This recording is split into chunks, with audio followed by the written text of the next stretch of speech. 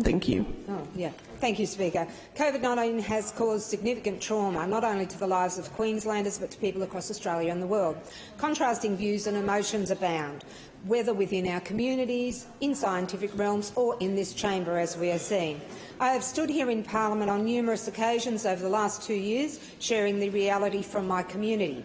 Many positive, including the incredible efforts by all, especially our frontliners, as well catastrophic. From divisions created by mandates to devastating impacts to our small businesses and workers, there is so much I could revisit. However, instead I want to focus on this bill and the committee inquiry process that has actually failed Queenslanders. Speaker, when the last extension was granted in September 2021, opposition and crossbench members felt that the 6 months was too long for such wide and sweeping powers. And if the last 3 months are any indication, this was justified. The silence from government in response to my and our questions, pleas and speeches made on behalf of our communities over this time has been deafening. This extension is authorising the continuance of this silence, as well lockdowns, quarantines, mask and vaccine mandates, without the needed transparency, consultations or reference back to this parliament for scrutiny. We are being asked to do this without any forward strategy, as previously requested, nor data or scientific advice to support the determinations. There has been no effort to develop legislation that is suitable for our current circumstances, which is vastly different to where we started. Speaker, yes, COVID-19 remains a risk to vulnerable Queenslanders and our health system, and protections are needed. However, with the Federal Health Minister announcing, following medical advice, that Australia's biosecurity emergency pandemic measures will not be renewed when they lapse on April 17, as well our high vaccination rates, the question is simple. Why do we require emergency powers, given, as we have heard, if for any reason we are faced with the need for these powers again, we can reconvene in Parliament or remotely if speed is required? During the committee's inquiry into this bill, there was overwhelming opposition and concerns, not only from everyday Queenslanders, from respected peak independent bodies. Despite public submissions only being open for a couple of weeks, thousands were received. The vast majority considered the COVID-19 powers to be discriminatory, responsible for creating divisions in families, segregating society, citing impacts of restrictions to individuals, small and medium business owners and communities, the inability to work, pay rents or mortgages and declining mental and physical health. From my own community over so many months, the impacts and trauma is incalculable and is ongoing, including an increase year-on-year for 2 years of 30% in domestic violence. Speaker, the Queensland Human Rights Commission stated in its submission that powers imposing such significant human rights limitations cannot, and I repeat cannot, continue without proper oversight, transparency and external review. Oversight, transparency, external reviews, these are critical, as they have been missing in these last months. How can we determine if the loss of human rights is justified without this, or build the needed public confidence and trust to deal with waves and variants?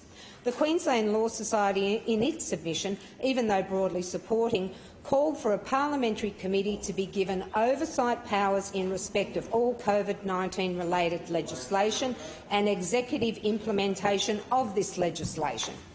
Alternatively, if a single parliamentary committee is not to have COVID-19 response oversight mandate, that each and every parliamentary committee should be given the power to inquire into any relevant emergency measure on its own volition, and any parliamentarian should also be able to make a referral to the committee. Now, this is essential. These points are instrumental and critical for all Queenslanders.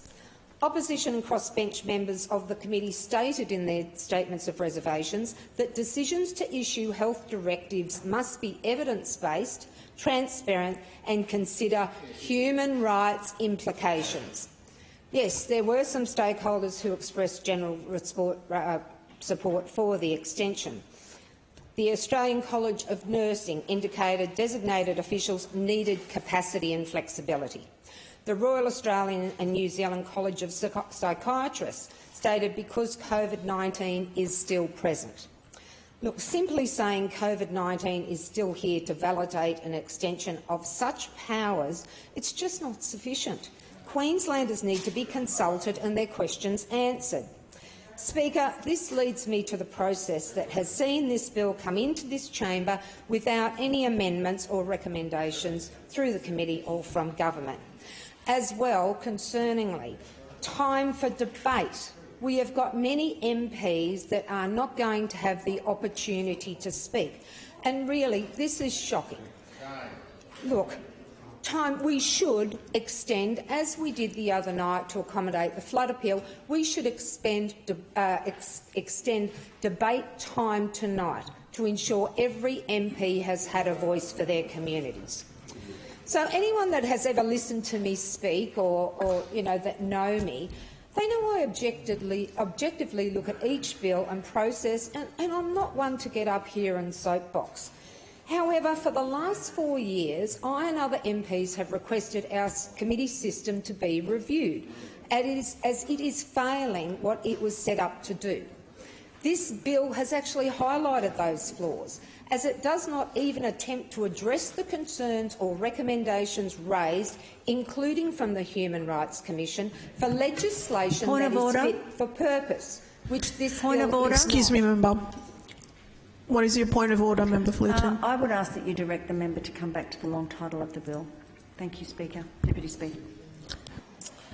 I will get some guidance.